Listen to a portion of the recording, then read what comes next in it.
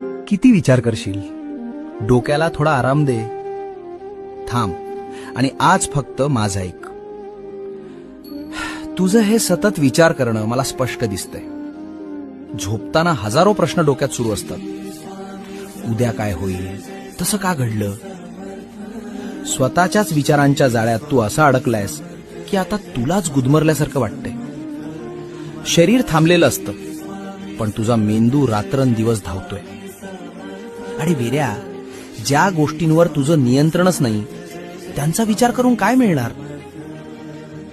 उद्याची काळजी करत बसलास तर आजचा आनंद कसा घेशील. भविष्याची चिंता आणि भूतकाळाचा त्रास हे सगळं आता इथेच माझ्या झोळीत टाकून दे.